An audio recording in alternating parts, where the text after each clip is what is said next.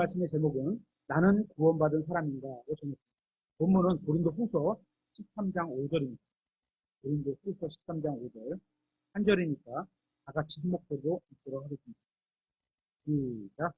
너희가 믿음 안에 있는지 너희 자신을 살펴보고 너희 자신을 검증하라. 예수 그리스도께서 너희 안에 계시는 줄을 너희가 스스로 알지 못하느냐? 알지 못한다면 너희는 버림받은 자들이니라.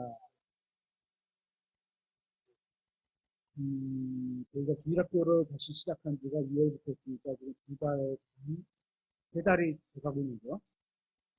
중고등부를 가르치면서 처음으로 저희가 시작했던 게 예수 그리스도 누구신지 알고 또 그분이 해놓으신 일을 믿고 복음에 대해서 이제 예수 그리스도와 그분이 하신 일에 대한 복음의 내용을 전했고, 그리고 지금 이번 주하고 지금 현재 했던 것은 예수 그리스도를 믿은 사람이 안 믿은 사람에게 한번 복음을 전해보는 겁니다.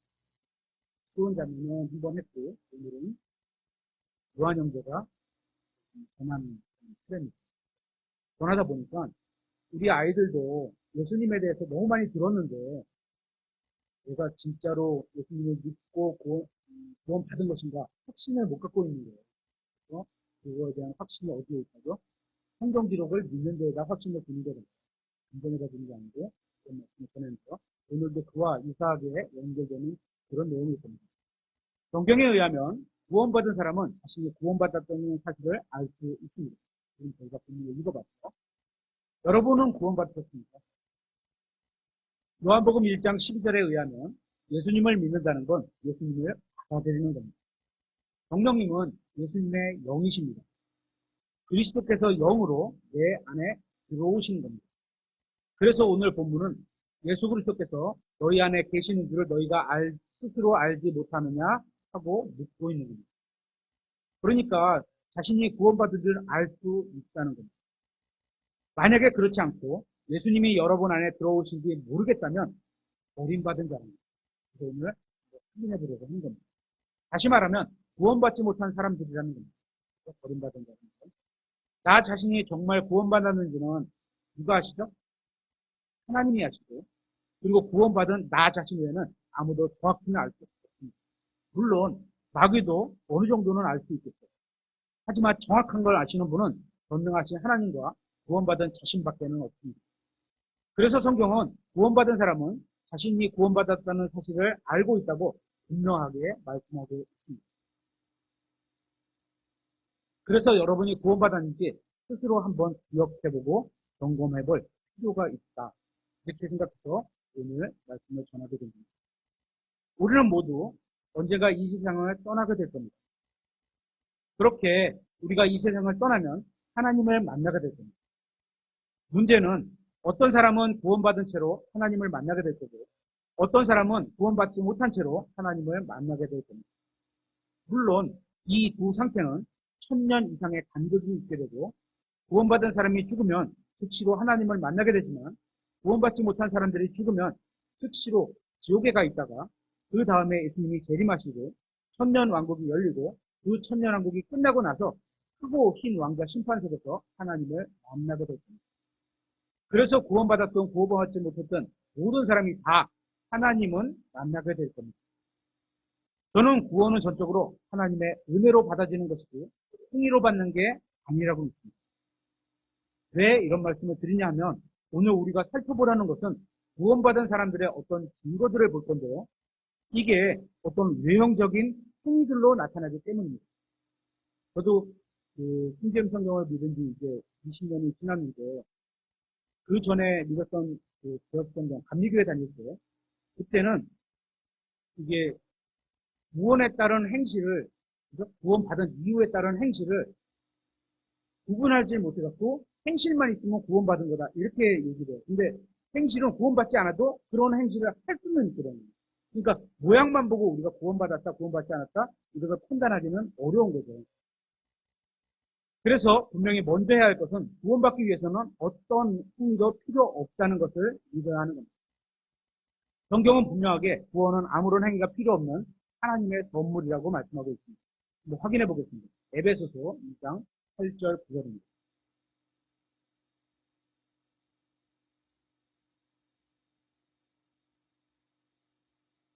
에베소서 2장 8절 9절. 너희가 믿음을 통해 은혜로 구원을 받았나니, 힘으로 구원을 받았나니, 이렇게 안 돼 있죠. 하나님의 은혜는 우리가 잘한 게 없는데 좋은 걸 주시는 게 은혜죠. 그것은 너희 자신에게서 난 것이 아니요 하나님의 선물이니라. 분명하게 말하고 있죠. 9절. 행위에서 난 것이 아니니, 우리가 구원받기 위해서 어떤 행위가 필요한 게 아니라는 거죠. 이것은 아무도 자랑하지 못하게 하려 합니다. 성경은 분명히 믿음과 은혜로 구원받았다 이렇게 말씀하고 있습니다. 그래서 저는 저의 어떤 선행으로도 하늘나라에 가거나 구원받을 수 없다고 믿습니다. 그러니까 인간의 행위가 아무리 뛰어난다가 할지라도 하나님의 마음을 움직일 수는 없다는 겁니다. 하나님을 감동시킬 수 있을 만한 행위는 하나님만 하실 수 있습니다. 그래서 창세기 1장을 보면 하나님이 창조하시고 하나님이 못하고 스스로 감동하시는 장면들이 나옵니다. 그리고 요한복음 1장에 보면 말씀 하나님이 없이 창조된 게 없다고 합니다.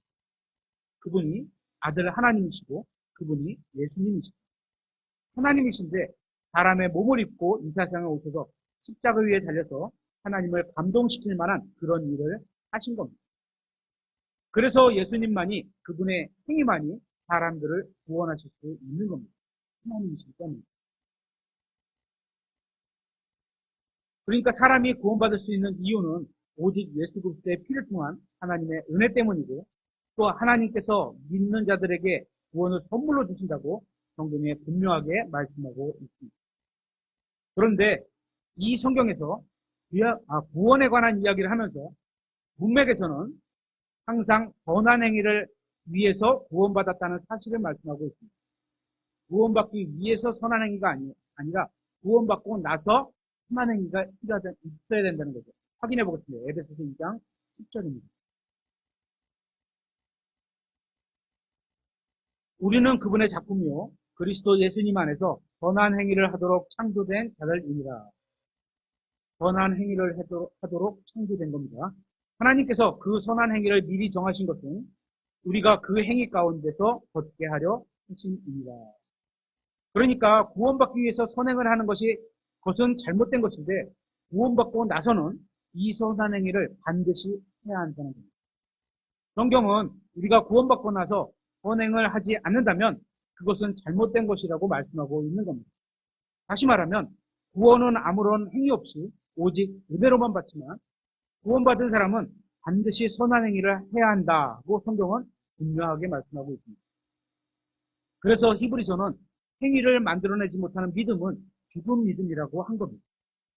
그러니까 여러분이 구원받았다면 그리스도 안에서 새로운 생활을 만들어내지 못하고 있다면 그 믿음은 거짓된 믿음이라는 겁니다. 그래서 이제 구원받은 사람들의 증거를 한번 살펴보려고 합니다. 구원받은 사람들의 증거. 첫 번째 증거로 구원받은 사람들은 행복합니다. 로마서 4장 7절 한번 보겠습니다. 로마서 4장 7절.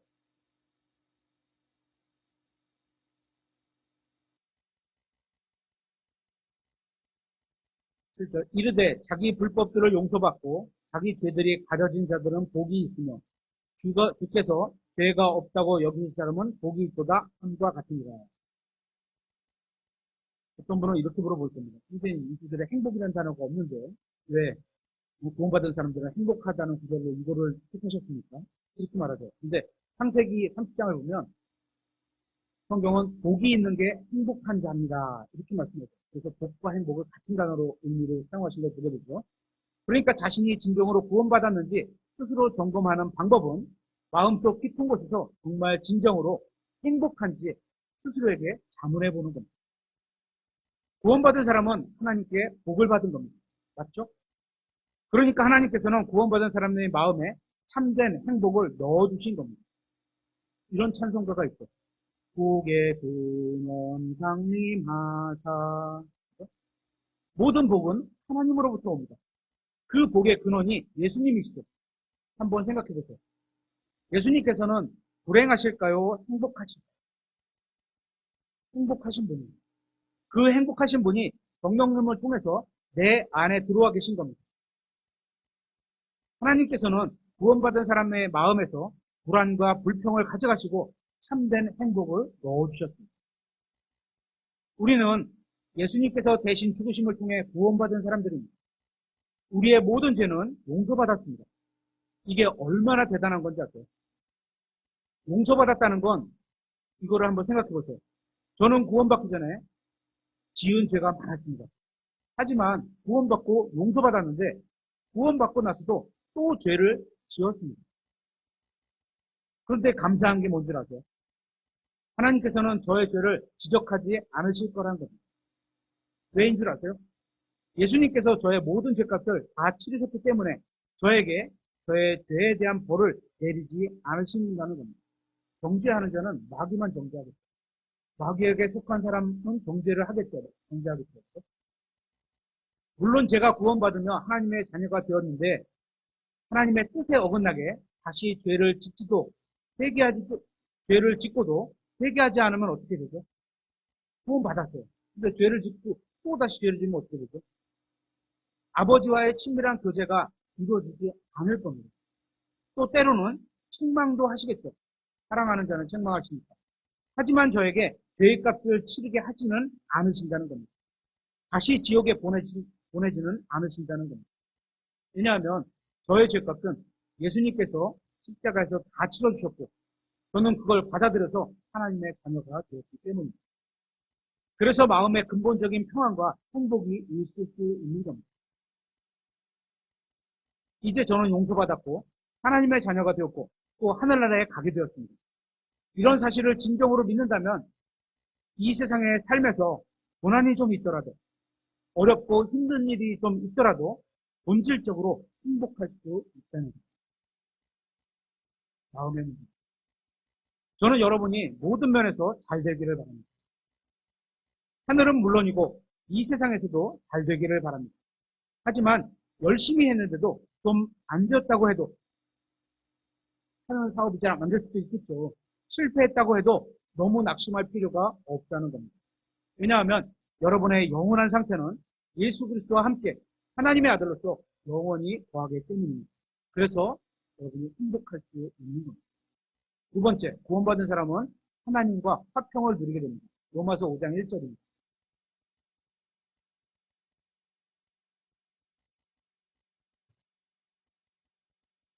그러므로 우리가 믿음으로 의롭다고 인정받아 우리 주 예수 그리스도를 통해 하나님과의 화평을 누리는도다. 구원받은 사람과 종교를 가진 사람의 차이점이 무엇인지 아세요? 종교인들은 죽음을 두려워합니다. 왜냐하면 종교는 어느 정도의 선한 행위가 있어야 구원받을 수 있다고 가르치며 그게 상식적이라고 생각을 합니다. 그렇다면 종교에서 말하는 것처럼 어느 정도 선한 행위가 있어야 구원받을 수 있어요. 많이 해야 되나요? 옆에 있는 친구보다 많으면 되나요? 종교는 나쁜 사람은 지옥 가고 착한 사람은 천국 간다고 합니다. 그러면 얼마나 착하게 살아야 할까요? 그래서 종교로는 자신의 구원을 확신할 수가 없는 겁니다. 기준이 명확치 않기 때문입니다. 누구나 공평하게 그리고 법적으로 안정성이 있으려면 명확해야 합니다. 딱 이거다. 구원의 기준이 이거다. 이렇게 말해야 됩니다. 예를 들어 만약 우리나라 형법에 나쁜 놈들은 처벌한다 이런 규정이 있다면 이런 규정은 없습니다.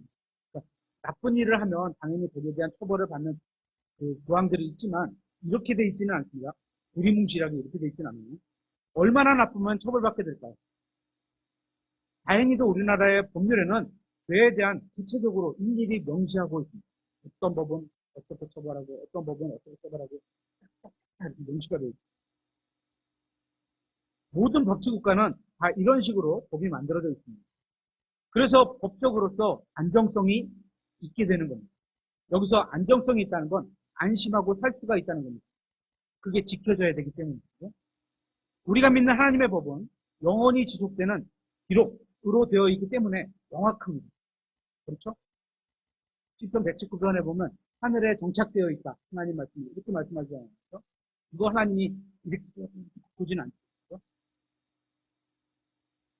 하나님의 법에는 구원에 대한 조항이 이렇게 돼 있어요. 예수님을 믿으면 구원받는다. 맞나요? 맞죠. 그런데 종교에는 이게 불교든 유교든 천주교든 무슬림이든 이런 것들만 있는 게 아니겠죠. 종교에는 기독교 안에도 부정적인 의미로서의 종교가 있습니다. 예수님을 믿지는 않고 그냥 교회 생활을 하는 게 바로 종교입니다. 문제는 올바른 교리를 믿는 지역교회 안에도 종교 생활하는 사람들이 있다는 겁니다. 구원받지 않은 채, 그렇게 예수님과 개인적인 관계를 맺지 않은 채 교회에 나와서 헌금도 하고 기도도 하고 봉사도 하면서 신앙이 있는 것처럼 생활하는 게 다 종교인 겁니다. 그러면 종교와 구원을 어떻게 구분지을 수 있어요? 그건 우리가 예수님과 개인적인 관계를 맺었느냐 맺지 않느냐의 기준이 되는 겁니다. 그렇다면 예수님과 개인적인 관계를 맺는 사람과 맺지 않은 사람의 차이가 뭘까요? 구원의 확신입니다. 그 확신의 결과로 내가 죽어서 어디로 가는지 알고 있는 겁니다. 그래서 마음이 평화로운 겁니다. 이 세상에서 무슨 일이 일어나도 내가 갈 곳이 변하지 않기 때문에 마음이 평화로운 겁니다. 오죽하면 성경에서 죽는 게 이득이다 이런 표현을 썼죠. 성경은 예수님께서 각 사람에게 예수 그리스도가 자기 안에 계신지 알고 있다고 하고 있습니다. 만약에 그렇지 않다면 버림받은 자라고 하고 있습니다. 구원받은 사람은 자신이 구원받은지 안다는 겁니다. 그래서 여러분에게 여쭤보겠습니다. 여러분은 구원의 확신이 있으십니까? 하나님과 화평을 누리고 있으십니까? 혹시 아직 모르겠다면 여러분은 하나님을 만날 준비가 아직 안 되십니다. 여러분은 지금 예수님을 주님으로 받아들여서 개인적인 관계를 맺어야 합니다. 예수님께서 십자가에서 죽으셨는데 이건 온 세상을 위해서 죽으신 것이고 특히 나를 위해서 죽으신 것이다. 이 사실을 믿는 겁니다. 여기서 믿는다는 건 개인적인 구원자로 받아들인다는 겁니다. 만약 여러분의 마음속에 하나님을 만날 준비가 조금이라도 되어 있지 않다는 생각이 든다면 바로 지금 스스로 정경을 보셔야 합니다. 이건 정말로 중요한 문제이기 때문입니다. 세 번째, 구원받은 사람의 증거는 하나님을 기뻐합니다. 로마서 5장 11절입니다. 그뿐만 아니라 우리 주 예수 그리스도로 말미암아 이제 속죄를 받은 우리가 그분을 통해 또한 하나님을 기뻐하느니라. 구원받은 사람의 마음속에는 행복함만이 있는 것이 아니라 기쁨도 있습니다. 구원받은 사람의 마음속에는 무슨 일이 일어나도 상관없다는 기쁨과 그래서 항상 기뻐할 수 있는 겁니다. 다쳤지만 기뻐할 수 있고 아프지만 기뻐할 수 있고 기쁜 일이 있어서 또 기뻐할 수 있고 그리고 만족이 있습니다. 제 마음속에는 제가 예수님을 만났다는 기쁨이 있습니다. 우리가 이 세상을 살아가면서 어려움과 고난과 고통을 당하게 됩니다. 아마도 이미 여러분들도 많이 당했고 어려운 문제에 부딪혀 있고 건강이 나빠졌을 수도 있습니다. 그런데 제가 확실하게 말씀드릴 수 있는 것은 만일 여러분이 거듭났다면 다시 말해서 구원받았다면 여러분의 건강이 나빠져서 병원 침대에 누워있다고 해도 여러분의 마음속 깊은 곳에는 그리스도로 말미암은 기쁨이 있다는 겁니다. 이것을 말로 설명할 수가 없고 눈으로 보여줄 수는 없지만 여러분이 구원받았다면 여러분의 마음속에는 아무도 빼앗아갈 수 없는 주님의 기쁨이 있게 되는 겁니다. 그리스도인들 중에도 이 세상에서 고칠 수 없는 병에 걸리기도 합니다. 그렇죠? 예수님을 믿었다고 다 만사형통하는 건 아니죠. 자신이 예수님을 개인적인 구원자로 믿고 있다는 사실로 인해서 넘치는 기쁨을 드러내 보여주는 믿음의 사람들이 종종 있습니다. 우리 주변에도 있습니다. 그렇죠? 여러분 안에도 그런 기쁨을 주시는 예수님이 계십니다. 이 기쁨은 그리스도 밖에서는 어디서도 찾을 수 없는 기쁨입니다. 네 번째, 구원받은 사람은 과거에 죄악된 삶을 부끄러워합니다. 로마서 6장 20절입니다. 로마서 6장 20절.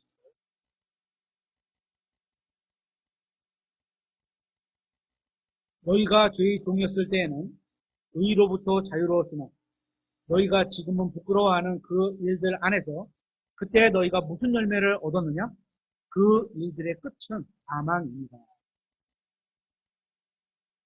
진정으로 구원받아 거듭난 사람은 구원받기 이전에 살았던 과거의 삶과 과거 했던 일들과 과거에 가던 곳을 부끄러워합니다.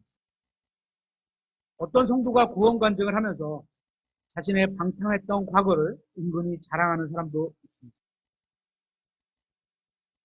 한 15년 전에 저도 구원관장님이 써서 냈는데, 그때 이런 마음이 좀 있었던 거예요. 그거를, 저를 가르쳐 주셨던 그 교수님들 중에 한 분이, 요약해서 읽으시면서 그런 쓸데없는 것들은 다 빼고서 잘 읽으시는데 생각이 납니다.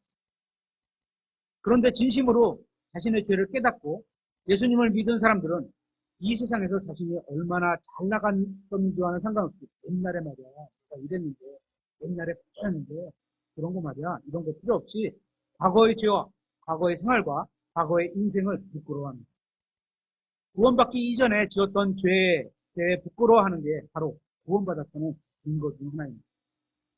자신의 죄와 사악한 행실과 하나님을 대적했던 과거의 인생을 자랑하는 것은 결코 구원의 증거가 아닙니다. 그러니까 간증한다고 하면서 자신이 과거에 얼마나 잘났고 어떤 죄를 얼마나 신나게 졌는지 이런 걸 자랑하는 것은 구원의 증거가 아닌 겁니다. 구원받았다면 과거의 죄를 부끄러워해야 합니다. 다시는 죄를 생각하지도 말아야 합니다. 성경은 그러한 사망의 일들은 자랑할 만한 것이 못 된다고 말씀하고 있습니다. 구원받은 사람은 단순히 행위만 변하는 것이 아니라 사고방식과 보는 관점도 변하게 됩니다. 그래서 이전에 자랑스럽게 생각하던 것들이 오히려 부끄러워지는 겁니다. 과거에 짓던 죄들을 그만둘 뿐만 아니라 과거에 그러한 죄를 지었다는 사실 그 자체를 부끄러워하는 게 구원받은 사람들의 증거로 볼 수 있는 겁니다. 다섯째, 구원받은 사람들의 증거는 하나님의 법을 즐거워합니다. 로마서 7장 22절입니다.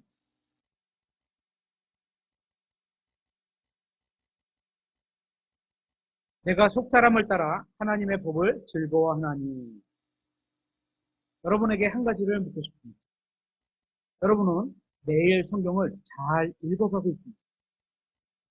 저는 지금 여러분이 성경을 얼마나 열심히 읽는지 묻는 게 아닙니다. 저희 교회는 매일 성경을 읽어가시라고 주보에도 그렇고 카톡방에도 성경 읽기 표로 올려드리고 있습니다. 그래서 한 하루에 20분 정도면 충분히 읽으실 수 있는 분량으로 정해서 매일 읽으시면서 1년에 저희가 약 1.3독 정도를 하고 있습니다. 이렇게 계속 읽게 하고 있는데, 제가 묻고자 하는 것은 여러분의 마음 깊은 곳에서 하나님의 말씀을 즐거워하느냐는 겁니다. 읽으면서 정말 즐거워서 읽느냐는 겁니다.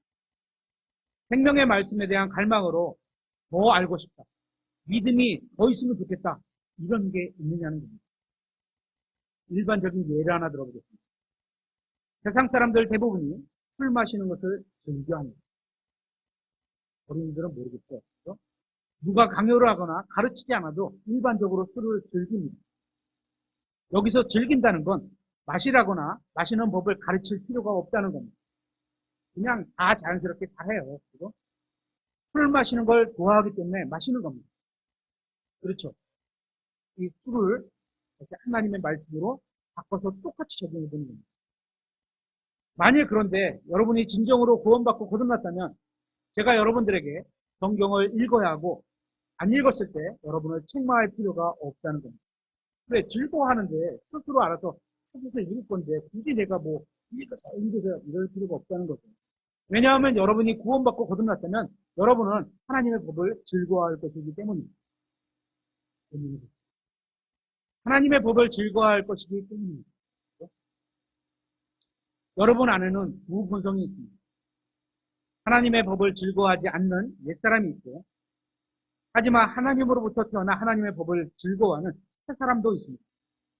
만약 여러분 자신이 구원받았다고 하면서 성경을 읽는 것을 즐거워하지 않고 있다면 자신이 진정으로 구원받았는지 진지하게 점검해 보시기 바랍니다. 아기가 태어났는데 젖을 달라고 울지 않고 있다면, 엄마들과 아빠들은 알겠죠. 애들이 태어났는데 울질 않아. 배고프면 울어야지 정상이죠. 그죠? 또 자녀들이 성장해야 하는데 부모님들은 알죠. 자녀들을 키워서 어느 정도 키워놓은 부모님들 아시죠? 자녀들이 성장해야 하는데 음식을 먹지 않는 거예요. 뭐 밥을 먹거나 뭐 고기를 먹거나 뭘 먹어야지 이게 영양가로 가서 자라고 튼튼하게 자라고 이러는데 음식을 안 먹는 거예요. 뭔가 잘못된 이상한 일이 있는 겁니다.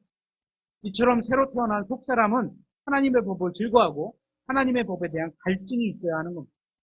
먹어야 되는 거예요, 먹어야 되는 거예요. 만일 여러분이 구원받았는데도 불구하고 하나님의 말씀에 대한 갈증이 없다면 여러분은 무언가 심각하게 잘못된 겁니다. 스스로 한번 고민해 보세요. 제가 구원받지 않았다! 단정짓지 않겠습니까? 제가 뭐 하나님도 아니고. 만약 여러분이 거듭났다면 여러분 안에는 하나님의 말씀에 대한 갈증을 느끼는 새 사람이 태어납니다. 여섯 번째, 구원받은 사람은 죄에 대해서 승리합니다. 로마서 8장 13절입니다. 로마서 8장 13절. 너희가 육신을 따라 살면 죽을 것이나 성령을 따라 몸의 행실을 죽이면 살리라. 하나님의 영에 의해 인도받는 자들은 다 하나님의 아들들이니. 다음 주에 준비되는 말씀을 보면 이게 다음 주에 다 준비가 돼서 말씀을 전하드릴지 모르지만 하나님의 아들들이 되는 권능, 요한복음 1장 12절, 거기서 하나님의 아들들이 되는 권능이라는 제목으로 준비하고 있는데요. 되면 할 거고 안 되면 그 다음 주에 하겠죠. 하나님의 영에 의해 인도받는 자들은 다 하나님의 아들들입니다. 구원받아서 하나님의 아들들이 있다면 성령님의 인도를 받고 있다는 거예요. 그렇죠? 15절. 이는 너희가 다시 두려움에 이르게 하는 속박의 영을 받지 아니하고 양자 삼으시는 영을 받았기 때문이다. 그분을 의지하여 우리가 아바 아버지라 하고 부르짖느니라. 여러분이 구원받기 전에는 죄를 끊으려 해도 끊을 수가 없었습니다. 잠시, 그러니까 멈출 수는 있겠죠.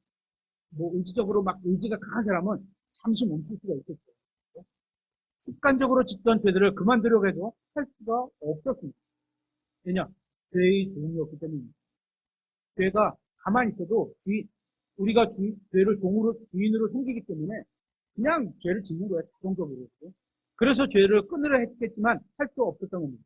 하지만 진정으로 예수님을 받아들이고 성령님이 내주하시도록 모셔서 구원받았다면 그분께서 내 자신을 내어드리는 삶을 살 때 죄에 대해서 승리할 수 있는 겁니다. 왜? 승리자가 우리 안에 와 계셔요. 그죠? 제가 종종 요하는 거 갈라디아서 2장 20절인데 누가 살아? 내 안에 누가 살아? 내가 사는 게 아니요 그리스도께서 사시느니라. 이런 삶을 살면 되는 거예요.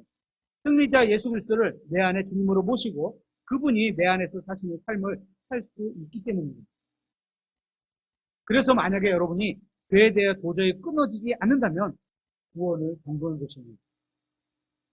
하지만 예수 그리스도를 개인적으로 구원자로 받아들인 적이 있다면, 구원받았다면 성령님을 통해서 죄에 대한 승리할 수 있도록 도와달라고 기도하십니다. 진심으로. 일곱 번째, 구원받은 사람은 하나님의 뜻대로 구하는 기도의 응답에 대한 확신이 있습니다. 로마서 8장 26절에 이와 같이 성령께서도 우리의 연약함을 도우시나니 우리가 마땅히 해야 할 방식대로 무엇을 위해 기도할지 알지 못하나 우리는 하나님의 뜻을 정확히 알지 못합니다. 성경에 기록되어 있는 하나님의 큰 뜻들은 알지만 그죠? 모든 하나님의 뜻을 알 수가 없잖아요. 그러다 보니까 우리가 이게 하나님의 뜻인가 보다 하고 기도하는 것들이 종종 아닌 것들이 있죠. 그런 것들은 성령님께서 걸르셔서 중보기도로 올리실 때 하나님의 뜻에 합당하게 기도하신다고 되었어요. 그렇죠? 알지 못하나 성령께서 말로 할 수 없는 신음으로 신이 우리를 위해 중보하시는가. 이 자리에 계신 분들 중에는 한 번도 기도해보지 않으신 분은 없으실 겁니다. 혹시 은겸이 기도해본 적 있나요? 있죠. 다 있는 거예요. 하지만 여러분이 기도하는 내용 중에는 하나님의 뜻대로 하지 못하는 것들도 있을 겁니다. 기도는 하나님께 드리는 겁니다. 로마서 1장에 보면 각 사람 안에는 하나님을 알만한 것이 있다고 말씀하고 있습니다. 그러니까 하나님을 모르는 사람은 아무도 없는 겁니다. 다만 창조자 하나님이 싫어서 마음에 두기 싫은 것뿐입니다. 그래서 하나님을 대체하는 진화론이라는 이론을 만든 거죠. 사람은 구원받기 전에도 기도를 합니다. 그냥 막연히 어떤 신에게, 그죠? 사도행전에 보면 너희가 알지 못하는 신, 이런 쌤들이 있거든요. 막연히 절대자에게 하는 거죠. 하지만 구원받은 이후에 하는 기도는 하늘에 계신 자신의 아버지께 하는 것이라는 확신이 있는 거죠. 그죠? 자신이 구원받고 나를 창조하시고 나를 다시 태어나게 하셨고 나의 아버지가 되시는 하나님께 기도하는 거잖아요. 그게 질적으로 차이가 있는 겁니다.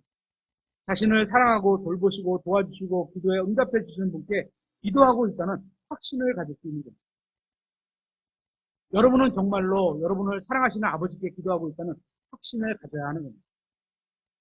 하늘에 계신 하나님께 기도한다는 게 무엇을 의미하는지 아세요? 전능하신 하나님과 기도로 교제를 나눈다는 겁니다. 그렇게 하나님과 개인적인 관계를 이루고 그분께 기도로 나아가면 그분의 뜻대로 구하는 기도에 하나님이 예스로 응답하신다는 확신을 가져야 하는 겁니다. 그죠? 하나님의 뜻대로 구하는 기도에 하나님께서 그래, 또 하나가 있겠죠. 잠깐만, 지금은 때가 아니야. 그래, 하지만 지금은 때가 아니야. 하긴 하는데 이런 것들이 있겠죠. 그래서 예스로 응답하시면 확신이 있어야 하는 겁니다. 이게 구원받았다는 가장 큰 증거 중에 하나일. 여덟 번째, 구원받은 증거. 여덟 번째 증거는 구원받은 사람은 다른 구원받은 사람을 사랑합니다. 요한복음 13장 34절을 찾도록 하겠습니다.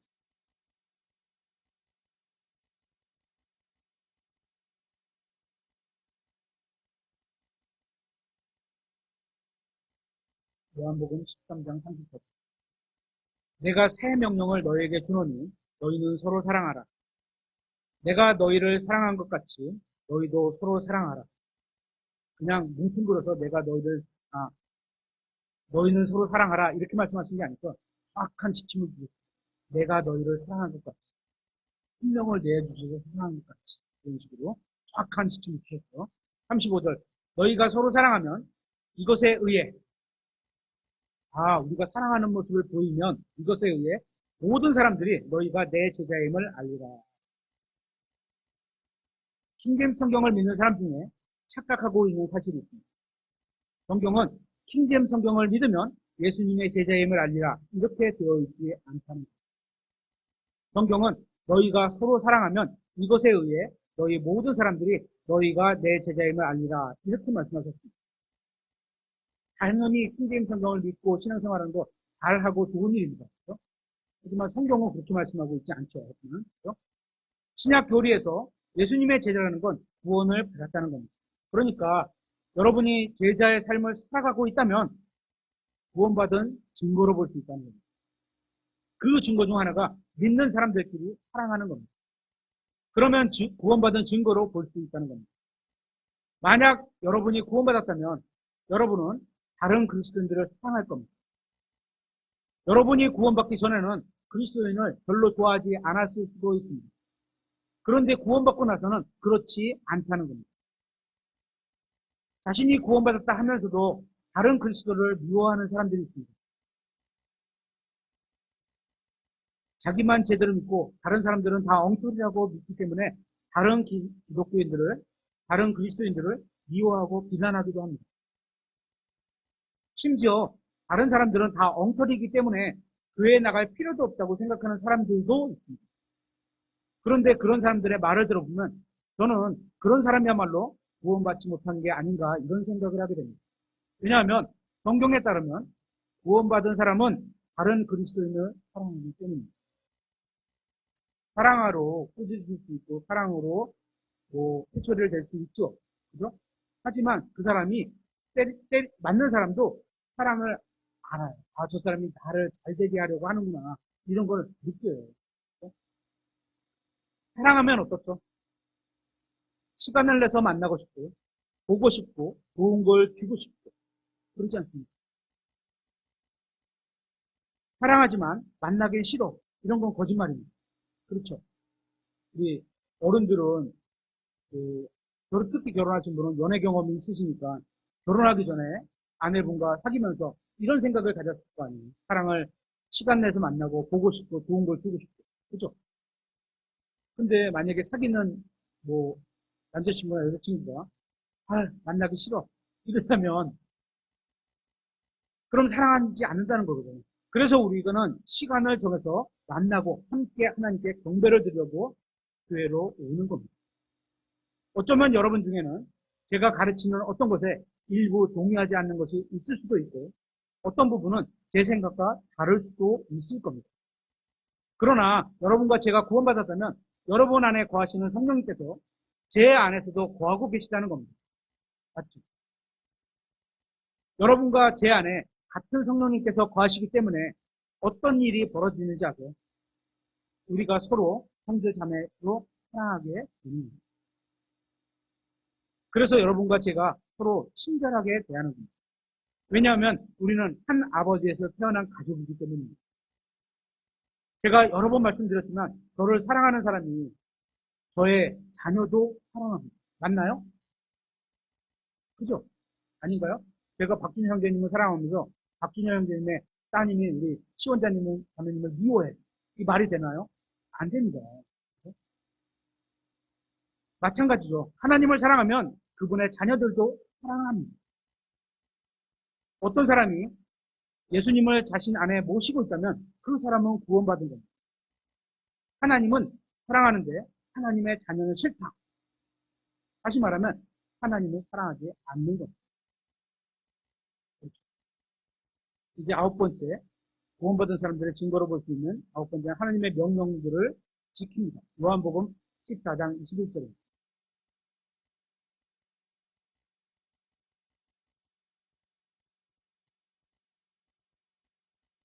저희 집에 액자가 말씀으로 써서 있는 액자가 있는데 이 말씀입니다. 갖다가 걸고 싶은데 너무 교회가 딱딱해질 것 같고 걸고는 싶은데 너무 그냥 말씀 늦게만 듣기 너무 딱딱한 것 같아서 일단은 좀 여유가 생길 때 저희가 그때 한번 마음의 여유가 좀 생기면 그때 제가 이 말씀 써서 누가 선물해 주신 걸 액자를 했는데 일단은 들어가겠습니다. 요한복음 14장 21절 내 명령들을 가지고 그것들을 지키는 자가 나를 사랑하는 자입니다. 여러분은 예수님을 사랑하십니까? 다시 그러면 이렇게 거꾸로 적용해서 해볼게요. 예수님의 명령을 가지고 그것을 지키고 계십니까? 이런 얘기예요. 예수님이 사랑한다는 건. 나를 사랑하는 자는 내 아버지께 사랑을 받을 것이요. 예수님을 사랑하면 아버지께 사랑을 받는다는 거죠. 당연한 거겠죠. 나도 그를 사랑하여 그에게 나를 나타내고 예수님께서 사랑하시면 이 세상이 잘 되게 하겠다. 이런 말씀을 써주지 않았습니다. 그에게 예수님이 나타난다. 그러니까 우리가 예수님을 사랑하면 우리 안에 사시는 예수님이 바깥으로 다른 사람이 봤을 때 와, 저 사람은 예수님 같아. 이렇게 나타난다는 거예요. 말이 아니라는 거죠. 보여진다는 거예요. 여러분이 구원받은지 알 수 있는 또 다른 증거는 하나님의 명령들을 지키는 마음이 있는가입니다. 자신이 그리스도인이라고 하면서 예수님께서 시키신 일을 단 하나도 하지 않는다면 그러한 사람의 신앙 고백을 누가 믿겠습니까? 여러분은 예수님의 명령하시는 것을 지킬 마음이 있으신가요? 입술로만 신앙 고백을 하는 사람은 하나님의 말씀을 지키려 하지 않는 겁니다. 저는 그러한 것은 성경적 기독교가 아니라고 생각합니다. 성경은 그러한 것이 기독교라고 가르친 적이 없습니다. 사람들은 성경을 믿는다고 하지만 비성경적인 교회 다니고 비성경적인 설교를 듣고 비성경적인 교회 활동을 하고 비성경적인 봉사를 하면서도 자신들이 기독교인이라고 생각을 합니다. 예수님께서는 진정으로 예수님을 사랑하는 사람은 예수님의 명령을 지킨다고 말씀하셨습니다. 서로 사랑하라. 이런 것. 그러니까 예수님께서 말씀하신 대로 하려고 한다는 마음이 있는 겁니다. 여러분들에게 그런 마음이 있는 거 아닙니까? 만약 여러분이 예수님의 명령을 지킬 마음이 전혀 가지고 있지 않다면 여러분이 예수님을 사랑하는지 진정으로 구원받았는지 스스로 점검해 볼 필요가 있는 겁니다. 왜냐하면 만약에 내가 하나님의 말씀대로 하지 않는다면 첫 번째는 구원받지 못한 것일 수도 있고 두 번째는 구원받았다면 상급이 전혀 없기 때문입니다. 열 번째 증거, 구원받은 사람의 열 번째 증거, 다른 구원받은 사람들과 함께 하고자 합니다. 사도행전 9장 26절입니다. 여기에는 사도 바울이 구원받는 장면이 나오는데요. 사도행전 9장 26절. 사울이 예루살렘으로 가서 제자들과 합류하려 하였으나 그들이 다 그를 두려워하고 그가 제자된 것을 믿지 아니하였더라. 옛날 행실을 보니까 핍박하고 막 이랬는데 바뀌었다는 말을 보니까 조심스럽죠. 그죠? 27절. 그러나 바나바가 그를 취해. 바나바는 참 온유한 사람은 맞는 것 같아요. 이런 사역자들이 좀 필요한 거죠. 그를 취해 사도들에게 데려가서 어떻게 그가 길에서 주를 보았고 그분께서 그에게 말씀하셨는지 또 어떻게 그가 다마스쿠스에서 예수님의 이름으로 담대히 선포하였는지 그들에게 밝히 말하니라. 그가 그들과 함께 있으면서 예루살렘에서 드나들고 사도 바울은 받고 나서 바로 제자들과 합류했습니다. 예수님을 믿고 구원받은 사람들과 함께 했다는 겁니다. 바울은 구원받자마자 예수님을 믿는 사람들을 찾아가서 그들과 함께 했습니다. 여러분이 구원받았는지 확신할 수 있는 증거 중 하나는 하나님의 사람들과 함께 하기를 원하는 마음이 있는가요? 부모님을 따라서 억지로 왔냐. 온 것만도 잘한 거예요. 그래서 다행이고 잘한 거예요. 좋은 선택을 하신 거예요. 하지만 그거보다는 훨씬 좋은 건 뭐야? 내가 원해서 오는 거죠. 하나님을 사랑하고. 그렇죠? 우리 교회는 각 성도들의 신앙생활을 강조하기 때문에 일주일 중에 일요일 오전 오후 그리고 수요일 저녁 그렇게 3번의 모임만을 가지고 있습니다. 일주일에 5번 계속 모이는 교회들도 있어요. 그러면 교회 생활은 잘할지 모르지만 그리스도인으로서 이 세상에서 살아가는 생활은 시간이나 여건이 부족할 수 있는 거죠. 그래서 교회 생활만큼이나 일상생활에서의 믿음도 중요하기 때문입니다. 그런데 제가 왜 이런 말씀을 드리냐 하면 교회 예배당으로 모이는 3번을 그만큼 중요하게 여겨야 한다는 겁니다. 다른 교회에 비해서 저희는 모이는 횟수가 적어요. 그렇죠? 상대적으로 적어요. 자신과 믿음이 같은 사람들과 만나서 교제를 나누고 싶어하고 교회에서 영적으로 같은 아버지를 둔 사람들과 만나서 형제로서 교제를 나누는 게 즐겁기 때문입니다. 그런데 구원받았다고 하면서 교회로 모이는 것을 귀찮게 여기는 사람들이 있습니다. 그런 사람들을 보면서 누가 그를 구원받았다고 생각하겠습니까? 세상 사람들이 가까이 있어요. 사람들이 볼 때 그에게서 예수님이 나타나리라 그랬는데 누가 그 사람들을 보면서 그리스도인이라고 얘기를 하겠어요. 사도 바울은 구원받자마자 다른 형제들을 찾아갔습니다. 그들과 함께하면서 주님을 섬기고 교제를 나누기를 원했습니다. 믿는 형제들이 있는 곳에 바울이 함께 있었습니다. 그의 마음은 하나님의 사람과 함께하고자 하는 것으로 가득 차 있었습니다. 진정으로 구원받은 사람이라면 누구와 함께 있어야 하는지 알려주지 않아도 다른 그리스도인들과 함께하는 강한 열망이 생기게 됩니다. 마지막으로 구원받은 사람의 11번째 증거는 예수님을 부끄러워하지 않습니다. 로마서 10장 9절입니다.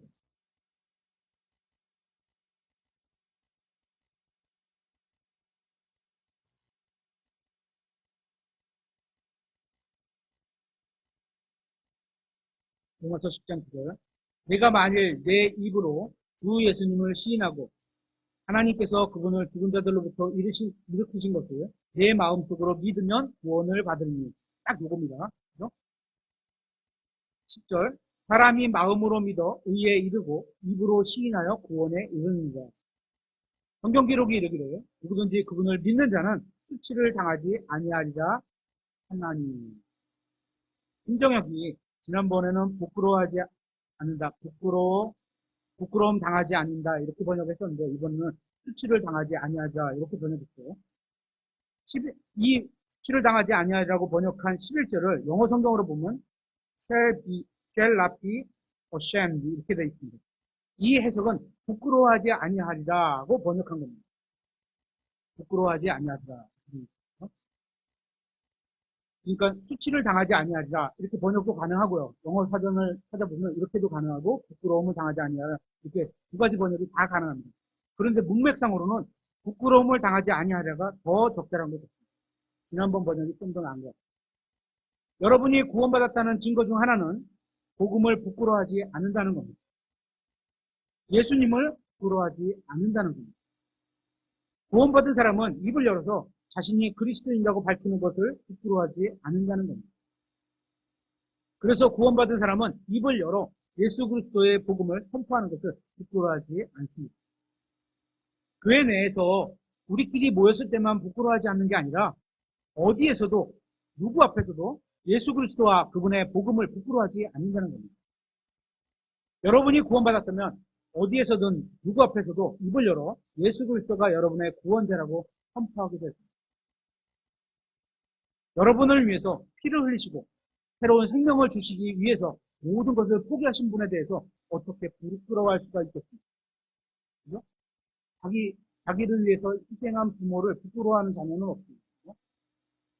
구원받은 여러분이 하늘나라에서 영원한 생명을 누릴 수 있게 해주신다고 약속을 믿는다면 그 약속하신 분에 대해서 얘기하는 것을 부끄러워할 이유가 전혀 없는 거예요. 그러니까 여러분이 구원받았다고 하면서 예수님을 증언하지 않거나 구원 간증을 하지 않는다는 것은 예수님을 부끄러워하는 일이라고 생각이 듭니다. 구원받았다고 하면서 예수님을 부끄러워하는 사람들도 있습니다. 그런데 그것은 무엇인가 굉장히 잘못된 겁니다. 구원받은 정상적인 그리스도인이라면 예수님을 부끄러워하지 않습니다. 오늘 말씀을 마무리하겠습니다. 여러분이 구원받았다면 이전과 이후에 완전히 다른 관계를 맺게 됩니다. 성경에 의하면 사람이 구원받기 전에는 마귀의 자녀요, 죄의 종이요, 불의한 자로 악한 열매를 내던 자였습니다. 그러나 구원받은 이후에는 하나님의 자녀요, 의의 종이요, 의로운 자로 선한 열매를 내는 그 사람으로 하나님의 속성을 지니고 태어난 자입니다. 그래서 구원받은 사람에게는 우리가 오늘 살펴본 11가지 특징들이 드러나게 되어 있는 겁니다. 구원받지 않았는데 이것을 하라! 이런 얘기 아니에요. 이것을 하면 구원받는다. 이런 얘기 절대 아니에요. 구원에는 믿음과 은혜로만 구원을 받는다. 하나님의 선물로만 구원받는 겁니다. 하지만 구원받은 사람에게는 이런 행태들의 행동이 드러나게 된다. 이걸 말씀을 드린 거예요. 첫째, 구원받은 사람은 행복하다. 둘째, 하나님과 화평을 누린다. 셋째, 하나님을 기뻐한다. 넷째, 과거의 악한 죄된 삶을 부끄러워한다. 다섯째, 하나님의 법을 즐거워한다. 여섯째, 죄에 대해 승리한다.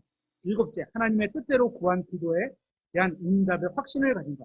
여덟 번째, 구원받은 다른 사람을 사랑한다. 아홉 번째, 하나님의 명령을 지킨다. 열 번째, 다른 그리스도인들과 함께한다. 11번째, 예수님을 부끄러워하지 않는다. 그러니까 지금 드리는 말씀이 무엇이냐면 이상의 11가지를 행하지 않으면 구원받지 못한 것이다. 이런 얘기를 하는 게 아닙니다. 그렇죠? 오해 없으셔야 돼요. 하지만 이런 열매들이 없으면 자신이 구원받았는지 스스로 점검해 보시라는 겁니다. 구원 안 받았을 확률이 높으니까 스스로 점검해 보시라는 겁니다. 성경은 하나님께서 주시는 구원의 선물을 믿음으로 받기만 하면 누구든지 구원받을 수 있다고 말씀하고 있습니다. 성경에 기록된 그 예수님과 그분이 하신 일이 나와 무슨 관련이 있는지 깨달아 알고 그 사실을 마음으로 믿으면 됩니다. 성경에 기록되어 있는 말씀대로 예수님께서 나의 죄값을 십자가에서 다 치러주셨다. 그래서 나는 그것을 믿고 구원받을 수 있게 되었다. 만약에 예수님이 아니었다면 나는 구원받을 방법이 전혀 없다. 이 사실을 마음으로 믿는 겁니다. 이렇게 믿으면 구원받게 되는 겁니다. 혹시라도 만약 자신이 구원받지 않은 것 같다. 조금이라도 그렇지 않은 것 같다. 한 번도 예수 그리스도를 개인적인 구원자로 받아들인 적이 없다. 그죠? 예수님을 내가 받아들인 적이 없다. 주님, 내가 당신을 주님으로 영접합니다. 받아들이겠습니다. 이런 적이 없다. 면 지금 이 순간 예수님을 받아들이고 구원받으면 됩니다.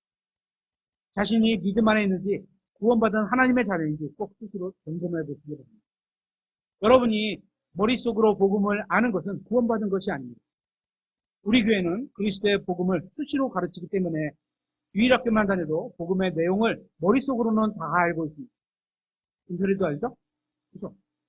간혹 제가 우리 어린 학생들에게 물어봅니다. 죽으면 어디 가니? 하늘나라 가요. 어떻게 가니?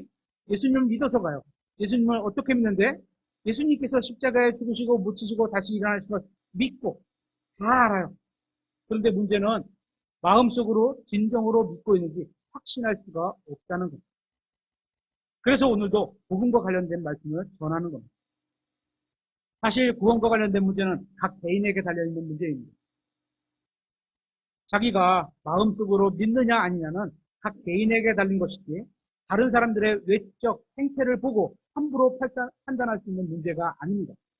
그죠? 이 11가지가 드러난다고 해도 진짜로 구원받은 것인지 아닌지는 하나님과 본인 자신을 알 수 있다는 거죠.